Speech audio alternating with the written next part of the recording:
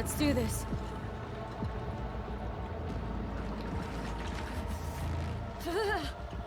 Give out what they should.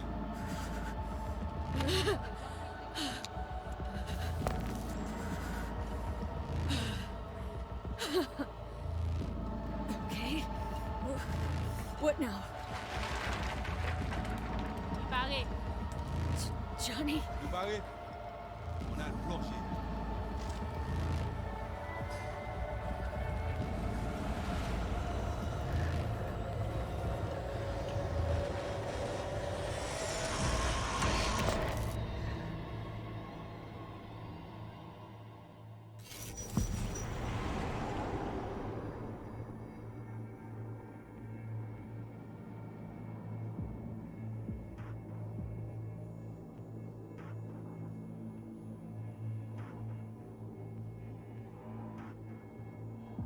Where are we? Our BBS, Data Fortress. Bridge to the deep net.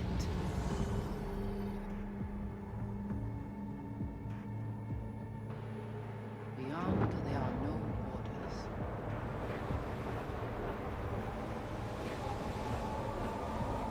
Beyond the black wall.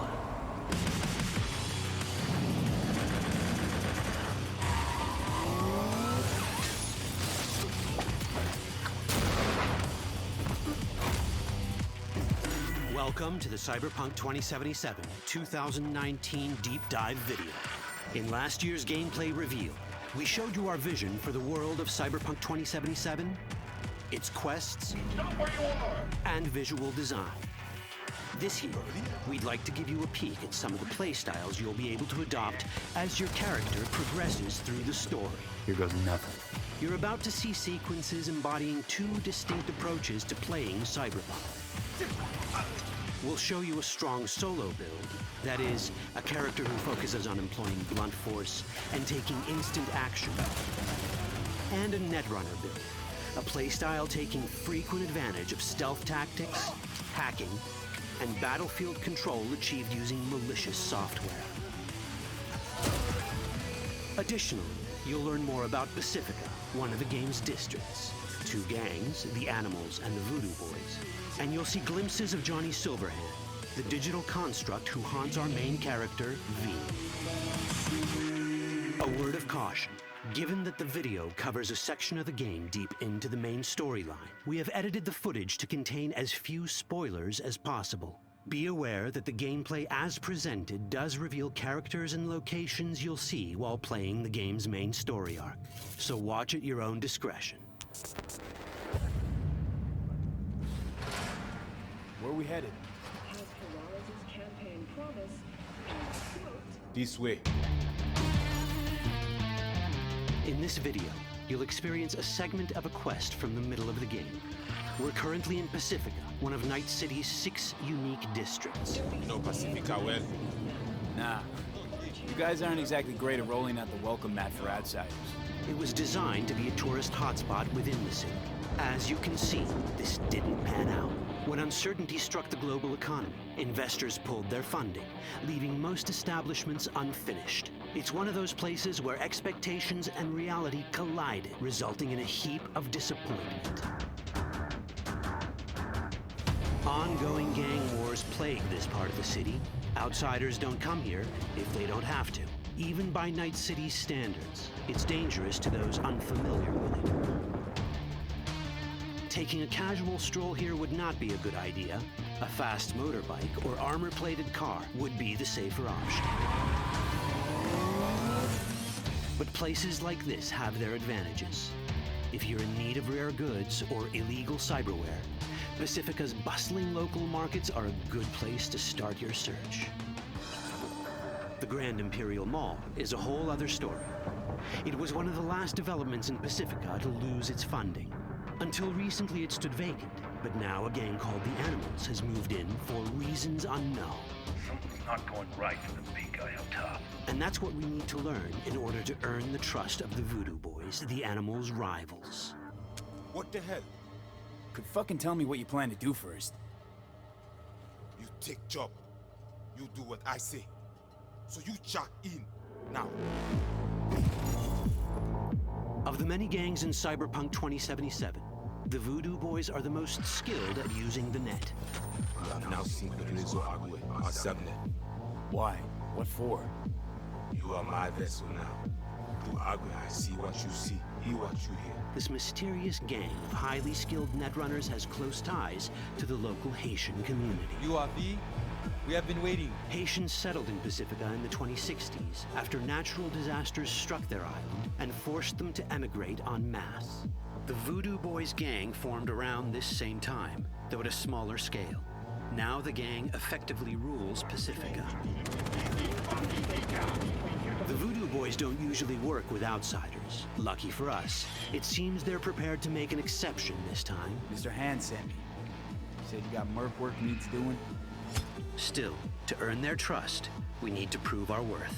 Placide, one of the Voodoo Boys' higher-ups, has offered us a mission. We need to infiltrate the Grand Imperial Mall, currently occupied by the Voodoo Boys' deadly enemy, a gang called the Animals.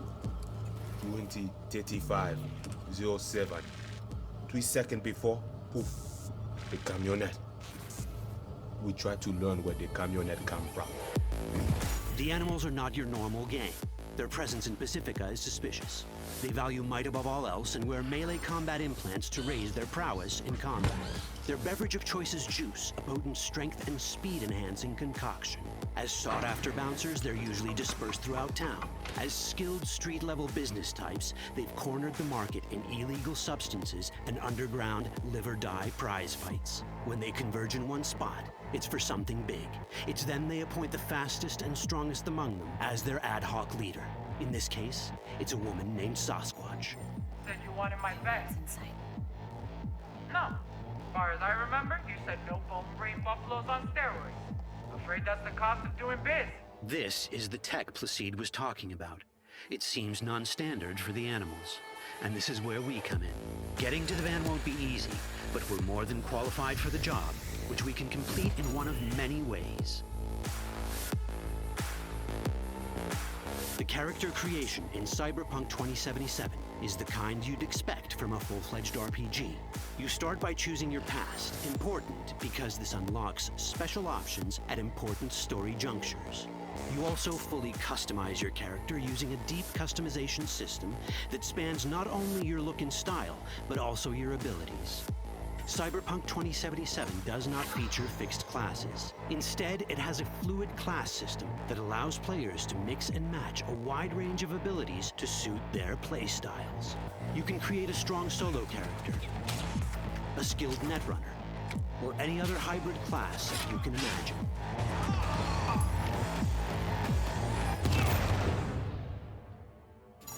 Let's see how a solo playstyle in Cyberpunk 2077 might work. Solos prefer a direct approach. They use guns and might to get things done. So let's wreak some havoc.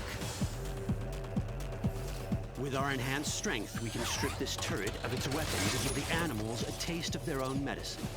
This is how a player investing in solo abilities might live out their Terminator power fantasy. Enhanced strength lets us force open doors, or grab enemies to use as human shields.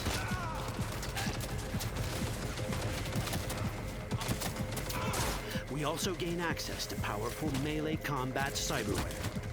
So even someone as fast and strong as Sasquatch, the leader of this group of animals, is not impossible to beat for a solo. But Sasquatch has a different game plan. She's out to jack in and hack us. Let's see how this plays out. Ready for some fun? Proceed. What's going on?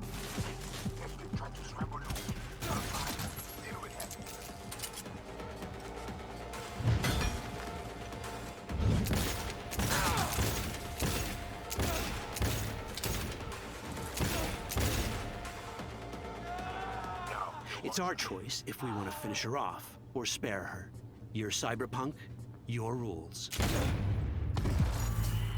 If you'd rather sneak around, hide, and strike from the shadows, no problem. Just develop your net-running skills to get around obstacles or hack into enemy tech to have it do the dirty work for you.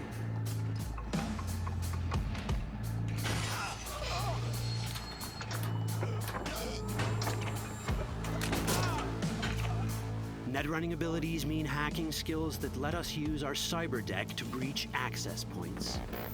For this, we fill the buffer of our cyber deck with a string of instructions represented by these letters and numbers. Matching the instructions for basic access grants us control of devices connected to this network. The more instructions we match, the more control we gain over elements in the network. We can hack our way through in numerous ways. A quick hack may grant us control of the security camera. Another one should let us tweak the difficulty of the training bot to create a distraction.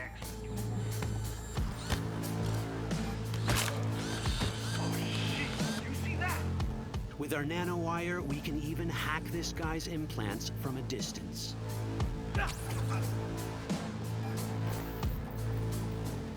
In this world, almost everything is connected to a local network.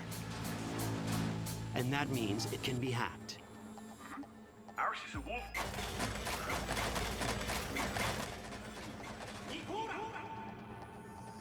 Which brings us back to cyberspace.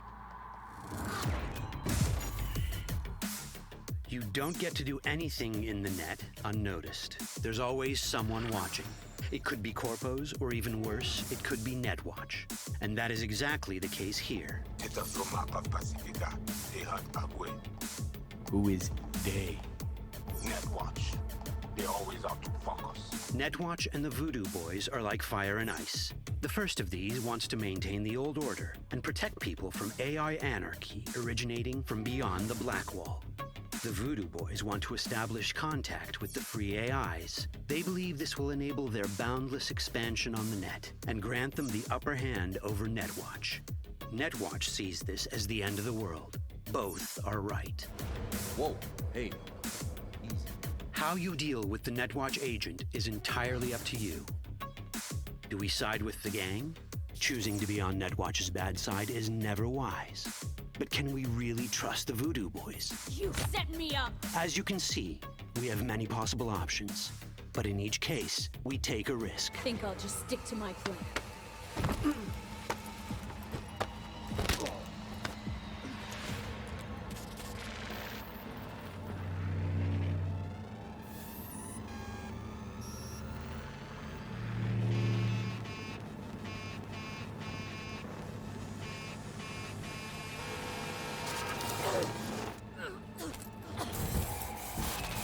That didn't work out well.